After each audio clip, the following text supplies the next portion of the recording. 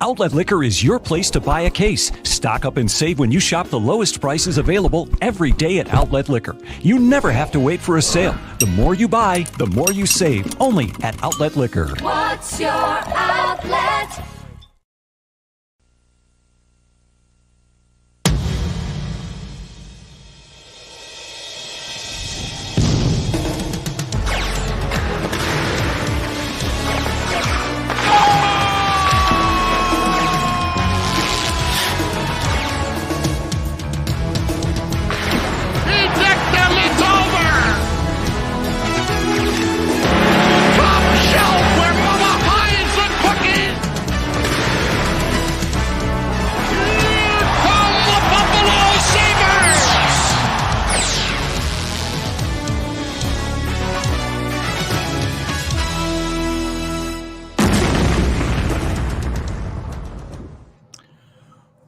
Welcome to I'll Hang Up and Listen. I am Duane, the host of Two Goalies, One Mike, here joining you for your fifth celebratory post-game in a row, fifth win in a row for the Buffalo Sabres, this time over the Winnipeg Jets, 3-2. A lot to talk about, a lot to cover. Eric Comrie returning to the W column, and good for him. You know, I said it, there's been a lot of doubters about Eric Comrie over the last few weeks, especially with the emergence and just this resurgence of UPL, Ukko-Pekka Luukkonen. And I've always had faith in Eric Comrie because you just don't have the numbers he had last year on accident. And I just always felt that he had a good start to the year. And then once that Samuelsson, Lyubushkin, and those Yoki Haru's injuries happened, and we were playing with three AHL level defensemen, a couple of them playing 20 minutes a night, your goaltending suffered. And that includes UPL. That's why, as great as he's been, the wins he's been stacking, if you look at his numbers, those are still a result of that time period where this team struggled a lot defensively, and their goalie suffered for it. Everybody apparently except for Craig Anderson. But with that being said, good for him. Didn't have a ton of shots, but made timely saves, big saves when it mattered. And good for him, especially against his old team, revenge game. Obviously you can't blame a team for choosing Connor Hellebuyck over you. Again, as good of numbers as he had last season, it is Connor Hellebuyck. He's probably the best, if not the second best goalie in the world, probably behind Vasilevsky. Unbelievable world-class goaltender. So good call, couple clicks for him. Good for him. And I've always said that the truth about a player is told when they're faced with adversity, and internal competition brings out success. And, when faced with that adversity, when backed into a corner in a game where he had to perform, right? You have to perform. You have two very capable goaltenders in front of you, and Craig Anderson and UPL, who have been performing very, very well. You had to play well, and he did. He went out there and played well. So good for him. Super happy for him. And I wish they would have been able to get the shutout for him, but it wasn't meant to be tonight for Comrie in that respect. But another phenomenal performance by your top line. That goal by Tage Thompson, the tic-tac-toe between him, Tuck, and Skinner was a highlight reel. And I've been saying it for a while now. I think they're the best line in hockey right now. Hands down, bar none. I think they're the best line in hockey, most dominant line in hockey. And, Tage is just going to keep getting better. He's such a bear on the puck. It's the only way to explain it. Like, I was talking to, I forget who I was talking to today about it, but when he has the puck, you just know something positive is about to happen. The way he protects the puck, the way he's finally over the last year and a half learned how big he is, grown into his body, and knows how to use his size and his reach and his leverage to his advantage. And that's what he does every single night. And you're not even surprised when you see these plays anymore from him in that line. It's expected at this point. So another phenomenal performance. Owen Power with his third goal in 3 games. I guess that was some record in Sabres franchise history. He's the only rookie defenseman to ever 3-game goal streak. So that's cool. Awesome to have that type of accolade, like that feather in your cap. And Victor Olofsson continuing this rampage he's been on, this warpath he's been on. I've been asking for a while, amongst friends to get them both on that power play unit, that first unit, him and Tage Thompson, because, as often as Tage is able to get that shot off and score there, you want to find more ways to give him that puck in that spot with that cannon of his. And the best way to do that is to make the penalty kill respect both sides. And that's also going to open things up in the middle, right? When you spread things out, you're going to open up spots in the middle, make it more soft in the middle when they play that box on the 5-on-4. So, when you make them respect both sides, not only are you going to free up Tage more, but it's going to free up the middle of that ice for second opportunities. Much like kind of what happened there on that goal. You know what I mean? Like you have players spread out trying to respect both sides.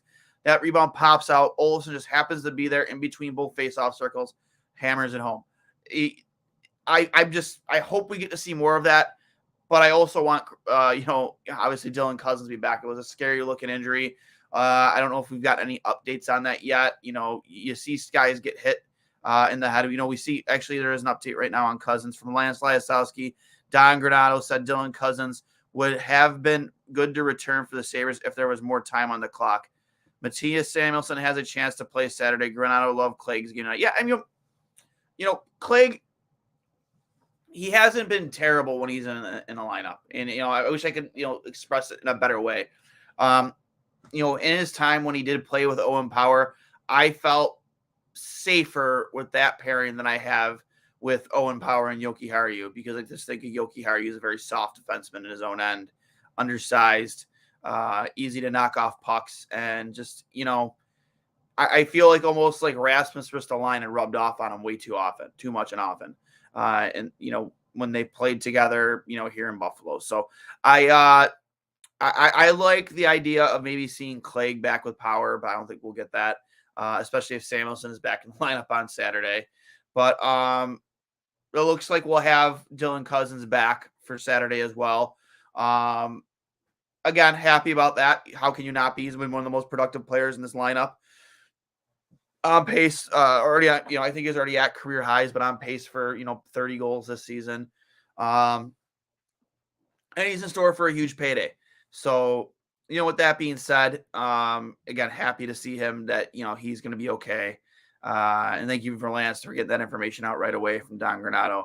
And they go to Minnesota on Saturday, a tough Minnesota team, a very physical Minnesota team, and one of the things I did notice tonight when they were pinned in their own end is they got themselves in a little bit of trouble a couple times tonight when they were getting outmatched physically, getting knocked off pucks. And that's how Winnipeg started creating some chances, and Comrie had to come up with a couple big saves due to that.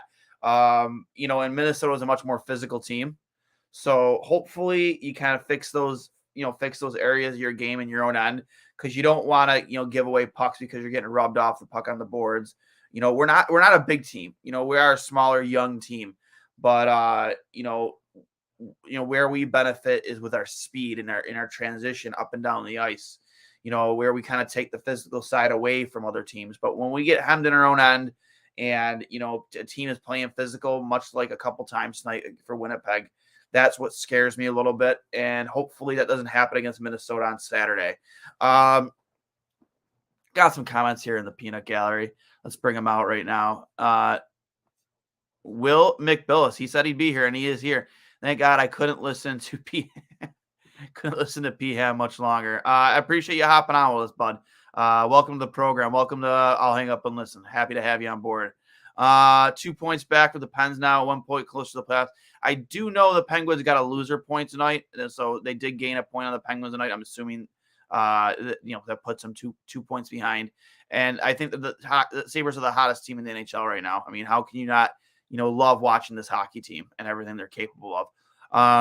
Awesome game, dominated by Buffalo, 53 minutes, a little sloppy towards the end. That's, again, that's where at one point at the end of the second period, and again, the third period, where you're getting outmatched physically, and it resulted in turnovers, and it resulted in a little bit of sloppy play. And that's going to come with a small team. that hurt. When you have guys like Samuelson on the lineup, and again you lost Dylan Cousins there in the game. That's kind of where you kind of give up that physicality part of your game. That's where you see guys like Labushkin step up too, defensively. And on that one goal too, like he was taking his man in front. Again, it's a 6-on-5 situation for 3 minutes. So you can't expect guys to have eyes in the back of their head. They're, essentially a power play. I would just like to see some more physicality out of Ilya Labushkin, much like we used to see in the start of the season. I don't know if he is kind of playing through a nagging injury. I don't know. But, when teams are starting to bully you a little bit physically, I'd like to see guys like him step up a little bit more. More comments here from Paramat Pictures.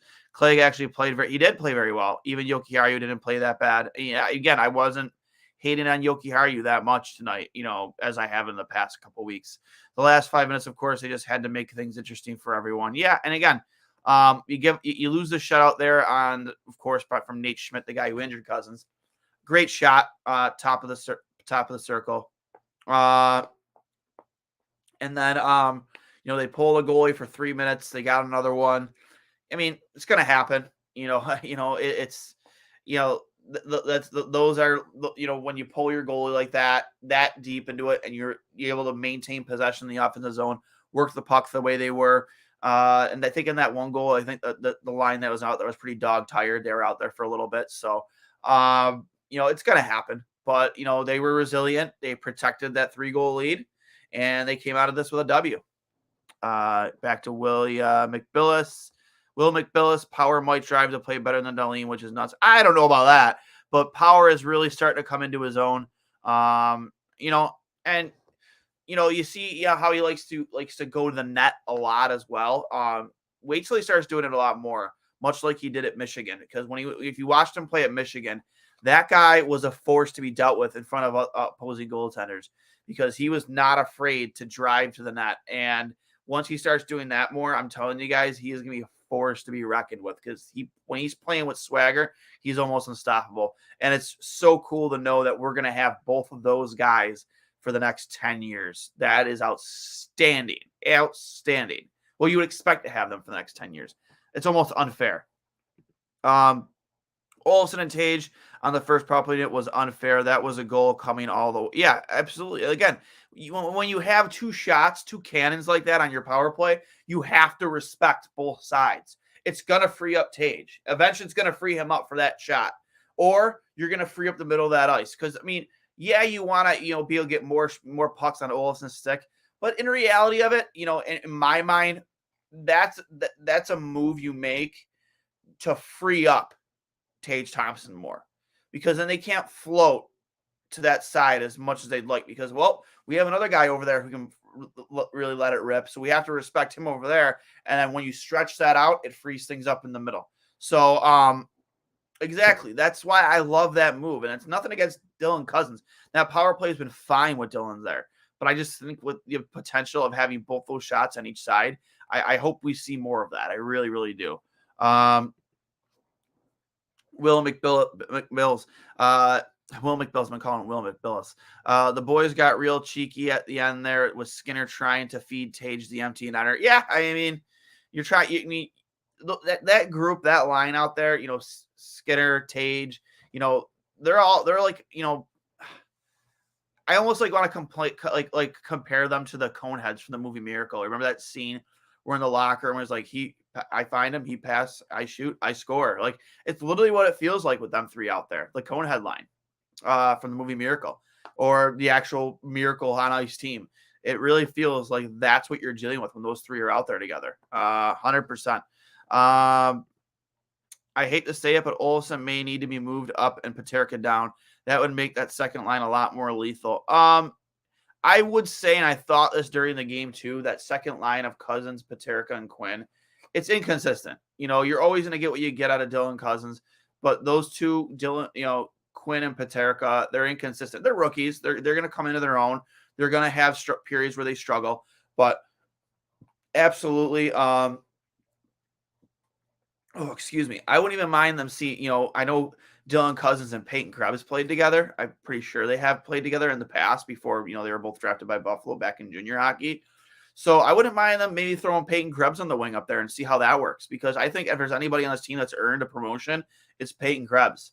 I think throwing any one of those two guys down on that line with Gergensons and Okposo, it would do their game like a lot of help. Maybe help them level up, much like it has Peyton Krebs. You see how he plays with a lot of grit and a lot of sandpaper, as and we all know his offensive ability. I think he's a very gifted offensive player who's just going to keep growing into his body, keep putting on weight, keep putting on muscle, and now that he has that little edge to him, I think he's going to be a force to be reckoned with as well. But if there's any guy that does deserve a promotion, if a guy were to come out of that second line, I vote for Peyton Krebs personally. I think the Tyson Yost, Olofsson, Middlestat line, and I tweeted it out yesterday too. I didn't delete the tweet. I don't like deleting tweets, but I even thought Middlestat could move down to that line. And that's not an indictment against Middlestat.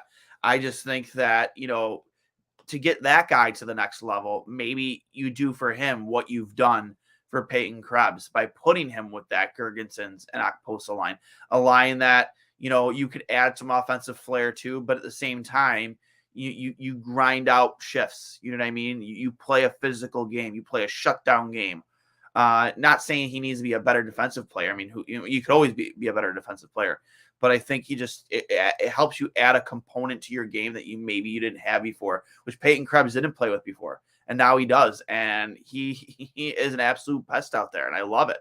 But again, if you were to have my vote, I would move Krebs up to that second line, because I think if there's any guy that's earned it, it's him. Third line continues to play well after starting the season very poor. Nice development, and not a surprise. It coincides with the win streak. Absolutely, Nick. I listen. Again, that addition of Tyson Yost off waivers, that's really, that's a very an unsung signing by Buffalo, right, from Kevin Adams. He's really brought a different dynamic, a defensively minded style to that third line, because that's one of the things he thrived at, was playing a good 200-foot hockey game that maybe he didn't get enough credit for, previously before coming to Buffalo. And he's a great penalty killer. So, adding that dynamic to that line, a guy like Victor Olofsson, who's been kind of dogged a little bit for his 5-on-5 play.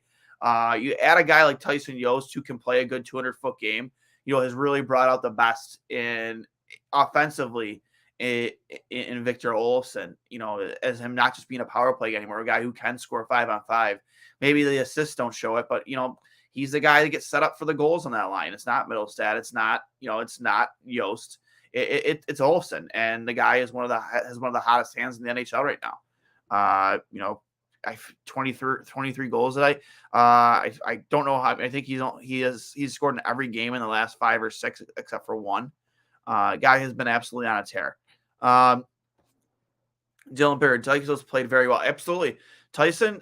He again a very unsung hero type player right now for this team. A guy who just comes in, plays an honest game, takes care of business in his own end, and is very good on the puck, very good, and he's helped turn that line into a line that can drive play up and down the ice. He has been a difference maker in both Middlestat, in my opinion, and Victor Olofsson's play this season. You mentioned Timo Meier tonight. I think we should go after someone like JT Miller, DeBrincat, or Bertuzzi.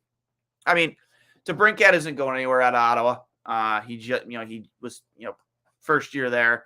They're a team that's rebuilding. DeBrincat's, very young still. I don't see him leaving Ottawa. Bertuzzi, yeah, maybe. I could see that maybe. And what was the third name you said? Oh, JT Miller. He has such a heavy contract. I don't see them moving that deal. Is it 9-10 million? I would love, JT Miller at a discount. I think Vancouver would have to eat some of that contract if they were to move him out. I would love him at a discount, because I'm always a big believer in adding more center depth. And he's a guy that can play center or wing, thrives at both. So I've been a big advocate about JT Miller, even though this season he's taken some criticism for what's going on in Vancouver. The debacle with Bruce Boudreau and how they treated him on his way out the door was shameful. More than shameful. I mean, I don't know if there's a word to describe how they treated Bruce Boudreau out the door, but that's a team that's in full rebuild mode. I mean, I could see them shopping JT Miller, but I think you're going to see other faces leave Vancouver before Miller. Guys like Bo Horvat, who hasn't signed a new contract yet and will be a UFA. Brock Besser, who's continuously on the block. And the only two guys that you guarantee aren't getting moved out of there are Elias Pettersson and Quinn Hughes. Our fourth line in Okposo, Krebs, Gergensen is great. The effort line. Yeah, they hustle out there, Dylan. They hustle. And that's, again, when I say move players down to that line, it's not an indictment of them. It's more or less, what more can we get out of this player that by putting this guy with those two, because Gergensen has the ability to play center too. He's drafted as a center. He's interchangeable. Like, can we throw this guy down on that line with these two and get more out of them? Add a component to their game that maybe wasn't there before. And I think that's a line that you could do that with. Again, you've seen what it's done for Peyton Krebs. I want to see more of that from guys like Quinn, Paterka, even Casey Middlestat. Casey Middlestat been great. But if you can add that component to Casey's game, that edge, that ability to play a tough physical game and not get knocked off pucks as easily does sometimes, I think you're going to have a hockey player that you're going to want to keep around for a while. I really, really do. And I've been a big critic of Casey Middlestat, admittedly so. I still will be until I see more out of him. But he's played very, very well, very, very well over the last month. I will not deny that. He, has contributed very well to that third line, and they're all each piece of their line, the way they feed off each other, the way they play good defensive mind hockey, and they drive play, and they're able to contribute offensively, especially over the last couple of weeks. You can't deny it. So, and Casey's a big part of that. That second period was the best Sabres hockey I've seen in years. Yeah, Jeff, 100%, man. Like, I'm embarrassed to say I fell asleep for like 2 minutes. It's a long day at work. I dozed off. I was doing this a couple times when it was 0-0, and I woke up just before Tage Thompson scored that second goal. And I was like, I'm so glad I did, because that was phenomenal. That was so fun to watch. Tic-tac, Tage Thompson, right? So that line, again, I think is the best line in hockey right now. You can argue other lines too, but for me, it's that line. The Dominator 3-9. They can never make it easy. Great game from Comrie. Tyson has been so good since he's got here. Yeah, again, huge pickup by Kevin Adams. I love the Tyson Yost love in the comments here. And the comments just keep coming, and I love it. Granado said Cousins would have gotten back on the ice. Yep, if there was more time on the clock. Yep, we saw that as reported by Lance Lyasowski. Call me crazy, but what could you see Ryan O'Reilly coming back if he gets healthy by the deadline for a mid-round pick? I mean, it's possible. He's a UFA. Probably wouldn't cost you much, and I'm sure they'd be happy to get that contract off their books, at least some of it. Sure. I mean, nothing's impossible. Excuse me. Nothing's impossible, but I don't know. Is Ryan O'Reilly the guy that is going to come in here, and especially with his past here in Buffalo, I don't think, he would bring that type of mojo to the locker room, much like what was going on. I think there's a lot more to it than that. The whole losing the love for the game, I think there was a moment of brutal honesty on his part, and I can't blame a player for being honest. How could you be happy with the way things were going at the time when he was a Buffalo Sabre? I don't know how much adding Ryan O'Reilly to this lineup is going to help improve. I think Kevin Adams might be thinking bigger. You have to add something to the blue line. You can't keep continuously having to expect guys like, Jacob Bryson and Cale Clay to come in here and play big time minutes. I think you need to add a really blue chip blue liner to especially that second unit with Owen Power. It's just a broken record. We keep having that conversation. So I think that's one of the moves you would absolutely make to improve this hockey team. Definitely on defense. And I love the talk about Timo Meier. Timo Meier, very slow start to the season, 1 goal in 10 games, but then he scored 27 over the next 39. I mean, that's elite goal scoring ability. And adding another 30 goal scorer to this lineup of where you're already going to have potentially 5. I mean, come on. And it depends, what is it going to cost?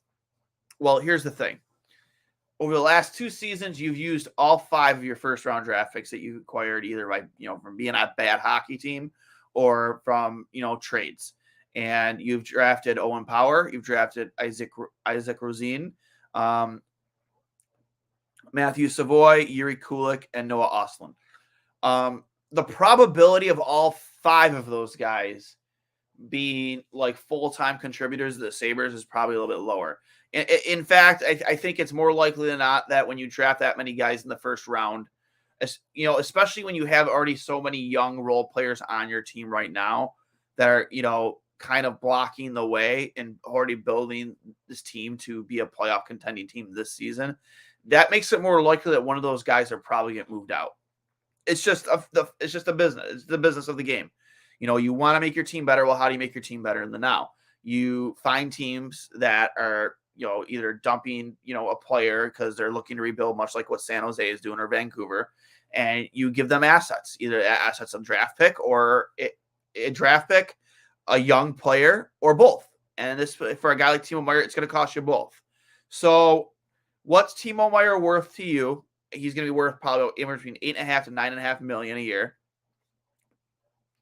Do you want to put that on your books? And how well would he fit in on this team? Because I don't think you touch that first line. There's no way you could justify breaking up that first line. They're too good. So look at your second line. Okay, so you've seen some success out of JJ Peterka, Jack Quinn, and Dylan Cousins. But you could use a little bit more goal scoring on the wing. It's not like Jack Quinn and JJ Peterka have played so well that you can't justify taking on that line like you can Tuck, Skinner, and Thompson. So that's where I think you would fit in your Timo Meier there for sure, is on that second line. And that could be fun. That could be a lot of fun.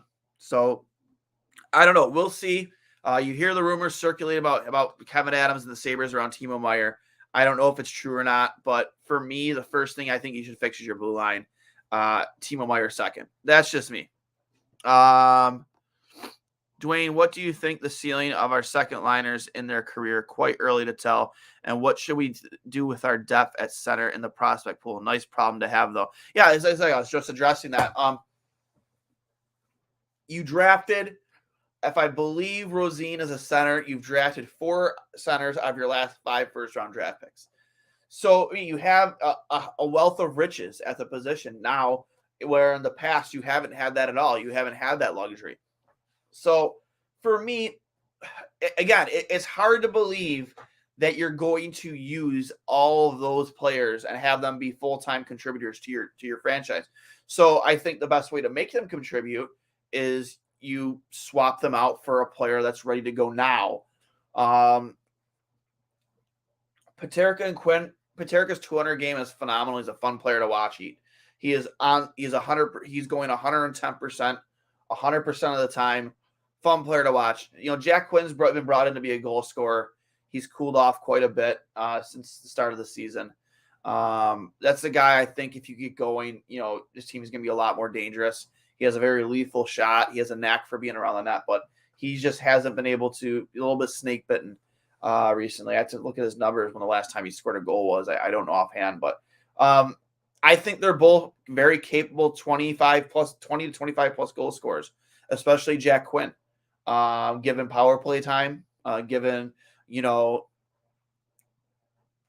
more ice time as he has to put more size on and grows into his body and learns to play this level of the pro game. I truly do believe you're looking at a 25 or more goal scorer, Jack Quinn.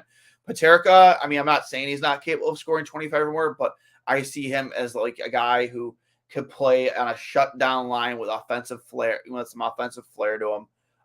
Definitely a 20 goal scorer, but he's going to be more of a guy down the line that you could throw out there against a team's top line, and he's going to help shut them down. That's the player he's bred to be. I'm not going to say he's a future Selke Trophy winner, but when I look at JJ Peterka and I watch him play, the hustle he plays with, he plays a little bit of an edge as well, not a ton, but for a rookie he does.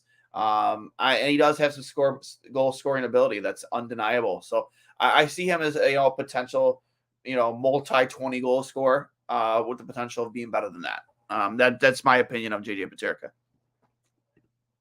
Love the channel, brother. Got to head out, but keep it up. Hey, Jeff, thank you for popping in, man.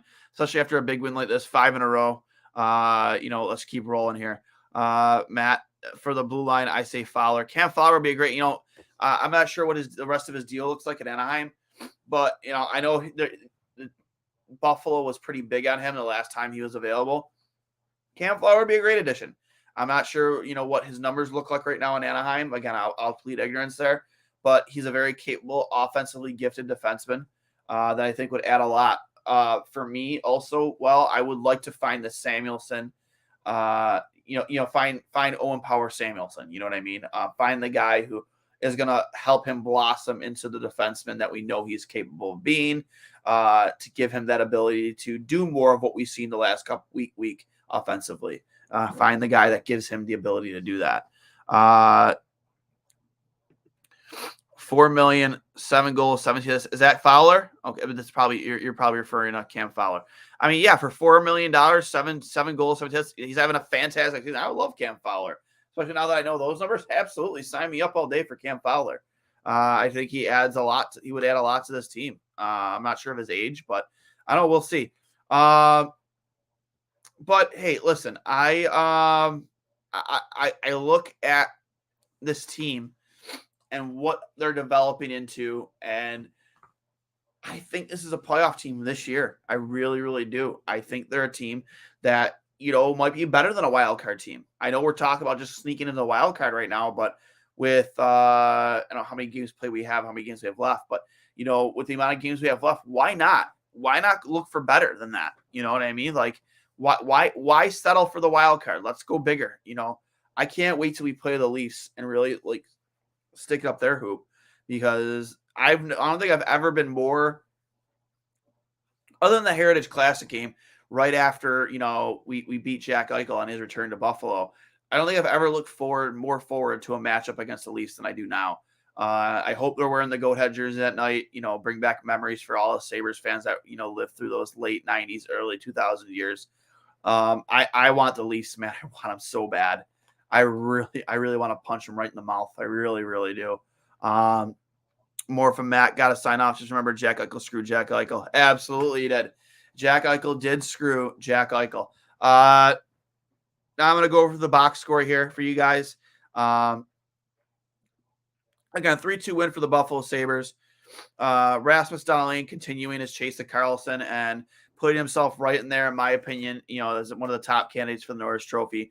2 assists for him tonight. Jeff Skinner with 2 more assists. He's on a 6 or 7 game point streak. Tage Thompson with a goal and assist. I believe he's on a point streak as well, along with Alex Tuck, who had an assist tonight. Victor Olsen with a goal. Owen Power with a goal. And that was really it for scoring. And Eric Comrie, 19 saves on 21 shots. For the Winnipeg Jets, the bad guys. Oh, excuse me. Blake Wheeler, 2 assists. Pierre-Luc Dubois, a goal. Lowry with an assist. Mark Scheifele with an assist. And Nate Schmidt, the man who put Dylan Cousins out of the game. And it wasn't intentional, in my opinion. It was more accidental. My opinion, with a goal tonight as well. The first goal of the game. And then Connor Hellebuck, 33 saves on 36 shots against. And honestly, they would have had that game would have been a lot worse if it wasn't for Connor Hellebuck. Connor played phenomenal. So the Dominator, 39. Imagine how insane the Bayern is going to be when we get to the playoffs. I know. Listen, I want to make this point too. If they pull out a win against Minnesota on Saturday, we need to pack that arena to the brim when they return home on February 1st against Carolina. That place needs to be loud. That place needs to be rocking. The excitement level needs to be off the fucking charts. It has to be. To be on a 6-game heater, coming back to Buffalo, chasing a playoff spot for the first time in 11 seasons, that place needs to be absolutely electric. You cannot, us as Sabres fans, yeah, let me see what day of the week that is. February 1st. Let's take a quick look. February 1st is a Wednesday. Wednesday night or not, that place needs to be sold out. That place needs to be rocking. There's no excuses. If we're on a 6-game winning streak, even if we're not, place needs to be rocking. Welcome these guys back, especially after what we dealt with just now as Bills fans. That place needs to be off the fucking hook. We cannot let them down. They need us just as much as we need them. So we need to fill that place, make it loud, and make the walls fucking shake. Sabres fans, this is on us now. You know, they've put the product on the ice. Can it be better some nights? Absolutely. Will it get better? Absolutely. But now it's on us. We have to show out now. There's no more excuses. That arena needs to be at near capacity every single fucking home game from here on out. There's no more excuses. We need to show up for this team because they show up for us every goddamn night or every goddamn day whenever they met in a game. Sorry for all the goddams. But it's time for us to show up for this team. They've shown up for us finally after a decade of misery and mediocrity. It's time for us to show up for them. So February 1st, I'll probably get tickets. I expect to see a lot of Sabres fans, fellow friends, either that I've seen in the comments here or, you know, my own personal friends that I either just watch games with or play hockey with. We'll be there. It's time to show up for this fucking hockey team and make this team, you know, a playoff team again. Let's go, right? Another tickets are $50 right now for February 1st. That's not bad at all. That is not bad at all. So, you know, I'll be there. We'll probably see UPL return to the net. And I can't wait. I genuinely can't wait, man. It's, you know, probably the most I've looked forward to just a random home game in a while. And then this is just the road to Toronto, right? Toronto here at KeyBank Center in Buffalo. Let's make it feel like 1999 again. You know, when we were absolutely dominating the Leafs, you know, in the goat head jerseys. So I'm super fucking pumped. And again, Minnesota is a tough task. You know, they have a great hockey team. You know, Marcus Foligno, Buffalo born and bred, a guy I miss sorely. I wish I could have him back on my team, especially this team. You know, that team is a tough physical hockey team. And it's not going to be easy to get 6 in a row. You know, I'll tell you right now, it's going to be a tight game. It's going to be a physical game. And hopefully Buffalo answers the call, you know, no matter who's in net. You know, it's great to have this 3-goalie carousel of goalies that are all going to play well, but you got to answer the bell physically. That's the one part of our game I think that maybe, you know, we lack a little bit just because, again, I said it earlier, there were a couple of times in that second period and the third period where Winnipeg would get physical with us and, you know, it would cause problems in our own end. So, you know, a few more comments here. Let's see here. Oh, actually, no, that was the last comment. Just kicking off 40 minutes here with you guys. Again, we'll talk a little bit more trade stuff here for a few minutes, but with the deadline less than a month away, I don't know what to expect. You know, you have to imagine with how this team is playing right now, how can Kevin Adams just continue to expect to grow internally? Like, you have a playoff team on your hands.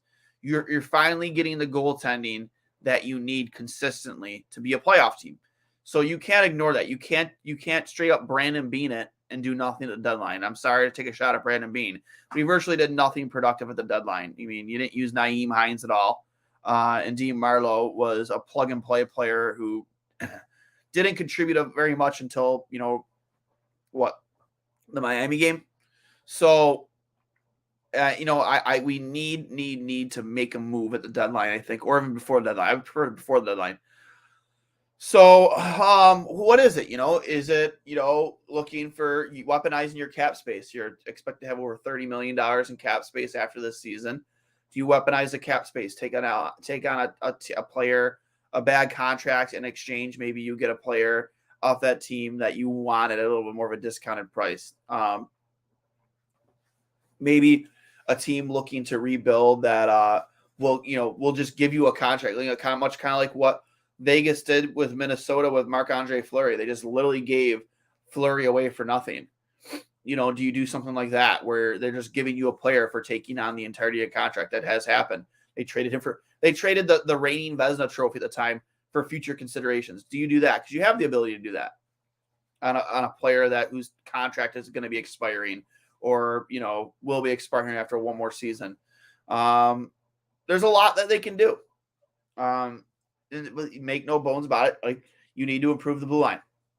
I think you need some more help down the middle. And I think that if you do those two things, I think you're a sure as shit playoff team. I really do. So is that in the form of Timo Meier? Is that in the form of Jacob Chikrin, Joel Edmondson? I know Matt mentioned a couple times, Cam Fowler. He's at a decent price tag. I'm not sure how much time he has left on that deal with Anaheim, but that's another guy's name. Erik Karlsson names been thrown around the league as a guy who's probably they're looking to ship off his contract. A very difficult. I think what he makes like 11 million, is it 11 or 12 million a season? Insane deal. A guy who's had a lot of trouble staying healthy, but he's leading the race for the Norris Trophy right now and has having like a resurgence year. He's comeback player of the year, I guess you could even say. Excuse me. Wet the old whistle here, but yeah, there's a lot of directions they can go in. Vancouver with Brock Besser, Bo Horvat. Bo Horvat's going to be looking to sign a long-term deal. And he's a guy that's probably going to want $7 to $8 million a year. A guy that would help us greatly down the middle. Tyler Meyer's name, even though I've mentioned it a couple times, his name gets thrown on a lot. A guy who's only making $1 million next season. A guy who, on a very bad Vancouver team, his numbers aren't terrible. Joel Edmondson out of Montreal, a guy who is 6'5". He's built like a brick shit house. And I think would look phenomenal. Again, if the right hand, left hand shot works out, I'm not sure if it would work out. But with him and Owen Power, I would love that. And then of course we talk about Jacob Chikrin, the guy whose name is always in this conversation. A guy who is on a very team friendly deal. I think it's $4.5 million a season for the next 2 seasons. Very team-friendly deal, which is why the asking price is so high, because he is on a deal like that. A guy who's also dealt with some injuries, but, doesn't want to be in Arizona anymore, wants to go somewhere where he's going to win. And I don't blame him. That has been a difficult situation for him in Arizona, a team that's always constantly rebuilding. They're playing at a friggin' Arizona State University right now. Can't be fun. Can't be fun for such a high-level hockey player that he is, especially when he's healthy. There's a lot of names thrown out there, and I'll take a look right here real quick.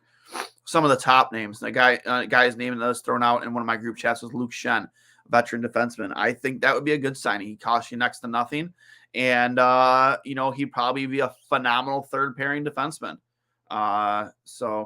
Let's see here. NHL trade rumors. This is really professional, right? Updated 5 days ago from Sports, NBC Sports. Oh, this is Bruins trade targets. No, I don't want that. NHL rumors daily, updated 14 minutes ago. Blues captain opens up about ongoing trade rumors. So Ryan O'Reilly is one of the names that's really on top of the list. Can we get come on. Where is it? NHL trade rumors. Give me an updated list. I don't care about who's staying who with where. Give me one moment here, guys. This is so professional. Let's see here.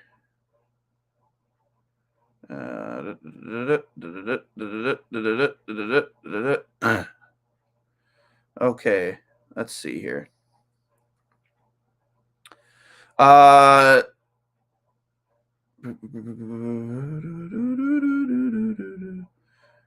Okay, so out of Columbus, there's a lot of chatter, and I heard this earlier today too. Around Vladislav Gavrikov has been targeted by the Oilers a lot, with Joel Edmondson of the Montreal Canadiens being another option. This is from David Pagnotta from the fourth period. Edmonton has got a team that's trying to build for a playoff run.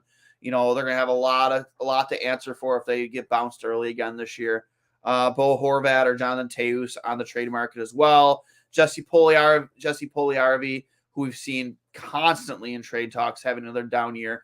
A guy who's like kind of reported like you want to see him get a change of scenery because you think you can get a lot more out of him.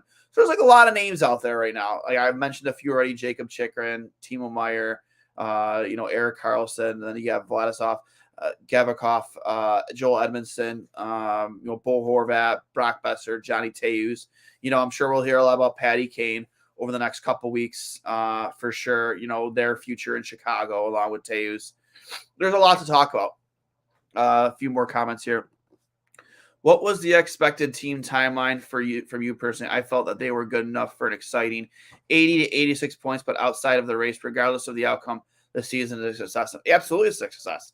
If you're a team that is barely on the outside looking at a playoff run, that is a successful season. But I think where we're at right now with how good this team has played and how much better they're capable of playing, I think it would – I'm not going to say it would be a failure to not make the playoffs, but I think at this point in the season, a responsible GM has to do everything they can to get this team into the playoffs because I think they can be dangerous.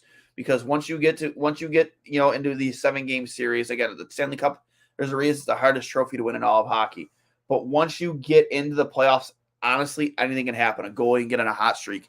You let that top line of Tage Thompson, Tuck, and Skinner go to fucking work and, go win you games.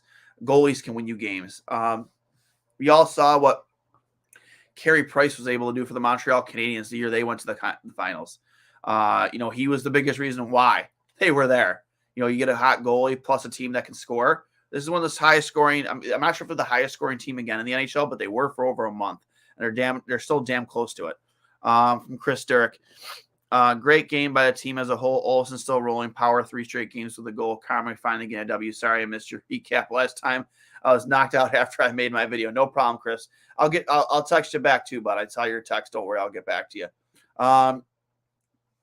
Kane as a target this offseason would cost much more to trade for him now. 100%. I had this discussion earlier too. There is no reason to trade for Patrick Kane right now if you're Kevin Adams. If you really want Patrick Kane, you go have those conversations in the offseason, but it's going to cost you way, way, way too much as a rental, unless it's like a sign and trade. But as a player, I would much rather pursue in the offseason. It's going to cost you way, way, way too much at the trade deadline to get Patrick Kane. But they would also be foolish, absolutely foolish, to not trade one of those two, Devin Taeus or Patrick Kane, because you would get a ransom for him, an absolute ransom. Trying to find some more trade targets here. Pushing on midnight here on I'll hang up and listen. And again, I always appreciate you guys always sticking around, always sharing your comments. This has been one of our fun ones we've had here in a while. Not that the previous ones haven't been fun, but this one for sure. More after you win your 5th game in a row, you're looking at 6 on Saturday against the Minnesota Wild. How can you not be excited for this hockey team right now? Come on. There we go. Let's see here. From Specters Hockey. Let's see what they have to say. I guess I'll accept the cookies. Am I supposed to accept cookies? I don't know. NHL rumor mill from Lyle Richardson. Check out the latest on Ryan O'Reilly, Bo Horvat, yada yada yada. And these are things that we've already read. So I don't know much about Specters Hockey personally, but Ryan O'Reilly being a guy that's on the trade block, has a $7.5 million cap hit. Obviously, I don't think that they'll be able to, they'll have to retain some of that deal. Right now, he's been sidelined with a broken foot since, probably until, the middle of February. And per Darren Drager reported on Tuesday night that Riley is officially in play in the trade market. Gentleman or Doug Armstrong could be gauging the market on the 2019 Conn Smythe Trophy winner, and if discussions failed to produce a new contract by the trade deadline. It's believed that the Blues prefer to retain their captain, but he'll have to accept a short-term contract with lower salary hit. I mean, that will be expected. especially with the season he's had. Nick Kyprios is hearing that Dallas Stars and New Jersey Devils are among the teams that could be aggressively pursue Canucks captain Bo Horvat. He said both clubs want an extended playoff run this spring and seem willing to pay for it. That's a guy that you're probably going to get as a rental. I don't think he's going to be a guy who's going to sign upon trade. It's a guy that you're going to have to try and sign in the offseason. And again, that's just my opinion. Let's see here. Islanders eyeing Chychrun. New York Islander Hockey.com.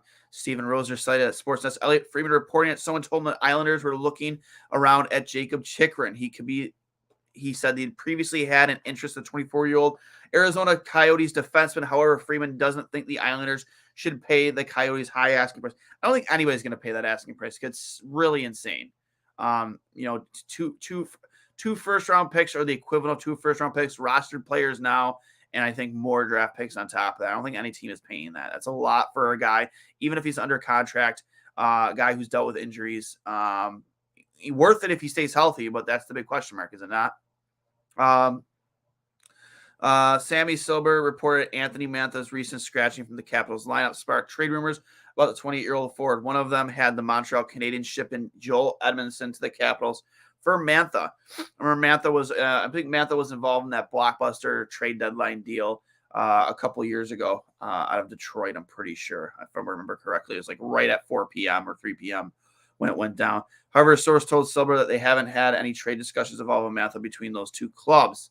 The often injured Mantha's had a frustrating season in Washington. He's been healthy, but managed just 9 goals for 24 points and 46. That is a disappointment for sure. So again, this would be a fun trade deadline for the Buffalo Sabres. For us as Sabres fans, it's going to be a lot of fun to really speculate who's going where, who's being shipped out, who are we shipping, who are we targeting.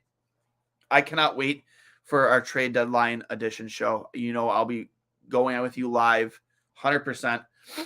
We're pushing on an hour here. We're going to probably close things out here in a few minutes. A few more comments here. The only reason I see the Sabres wanting Ryan O'Reilly back is to win faceoffs. We had a strong night tonight, but the Sabres are still 45% on the season. I mean, yeah, 100%, but here's the thing. Outside of the faceoffs, are you getting everything you want to move the needle forward with this team outside of faceoffs with Ryan O'Reilly on your team? I don't know. I really don't. The guy has had, a frustrating season, coming off a broken foot. Is he the guy that you want to bring for a run at the playoffs? I don't know. As one of the highest scoring teams in the NHL, I want to add a guy who's going to help us continue to score more. But I also want a guy that's going to help us, help us on our blue line. But you can't deny that faceoffs have been an issue, especially on the defensive zone draws. Faceoffs matter a lot in this league, and if you can't win draws and you give up puck possession, especially on special teams, it's going to hurt you. It's definitely going to hurt you. So, with that being said, guys, I'm going to wrap things up. Actually, I got a lot of viewers here now on YouTube, and I don't really want to wrap things up. I'm having a lot of fun right now. So, what do you guys want to talk about? Tell me give me some stuff to talk about here in the peanut gallery. I know you guys are capable. The guys are watching. Type in some stuff. Give me some topics. I'm having a lot of fun right now. Let's see here.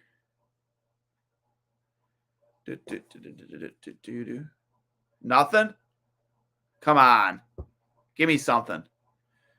No? All right. Well, listen, guys, I've had a lot of fun tonight. We're closing in here on midnight right now, getting a little tired, but hey, let's go Sabres, right? They're making Kevin Adams' job really difficult, because for a guy who wants to develop internally, how can you possibly deny that this team could be a playoff team and that you want to improve it? You're not doing your job as a GM, in my opinion, if you don't find a way to improve this team going into this next stretch of games, because they're all important. Every point matters from here on out. There we go, Nick. I know you wouldn't let me down. What's the goalie situation next few years? Who becomes the future starter? That's a good question. UPL has shown that he's a capable starter right now, but my issues with UPL aren't, his ability to stop pucks. It's his inability sometimes to stay healthy. He's had a lot of hip issues.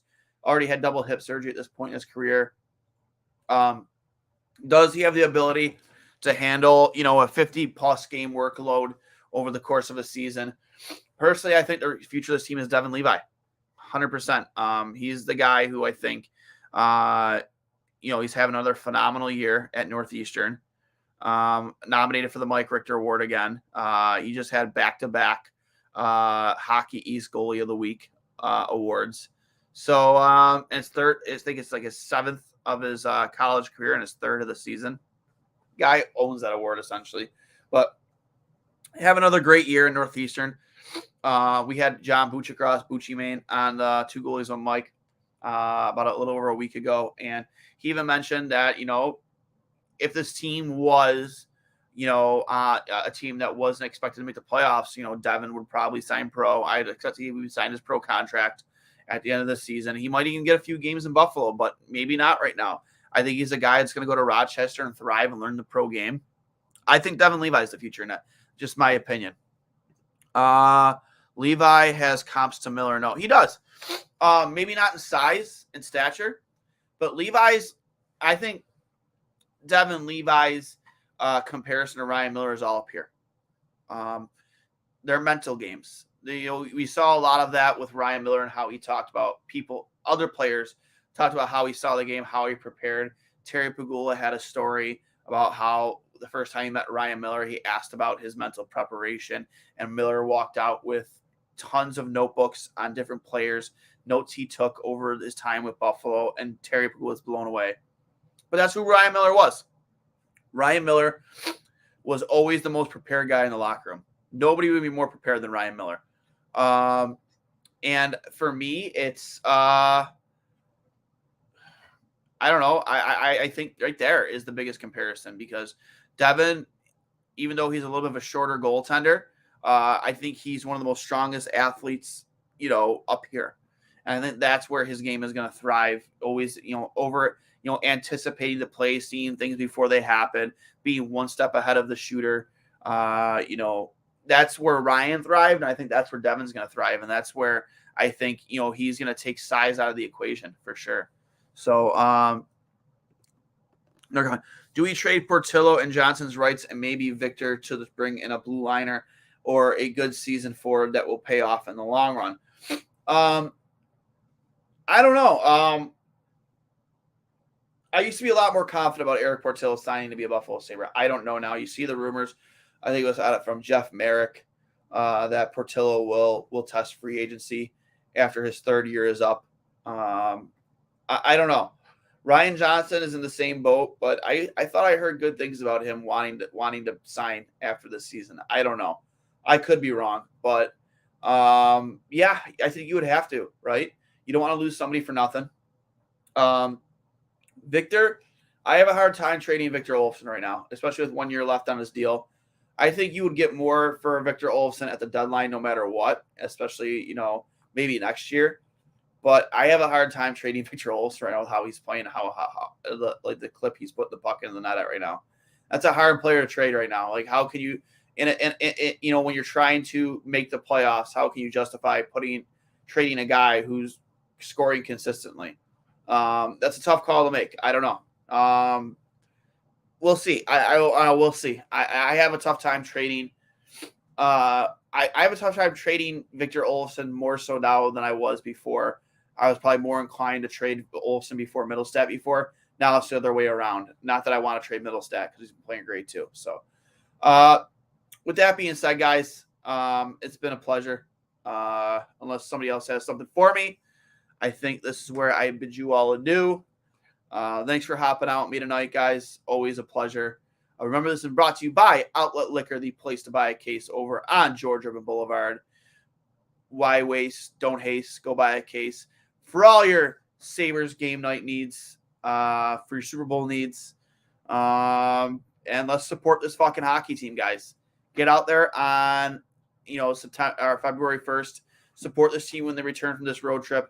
Make the walls sweat at KeyBank Center. They've shown out for us. Now it's time for us to show out for them. Let's go Sabres. And we'll see you on Saturday night when they play the Wild. I'll talk to you later.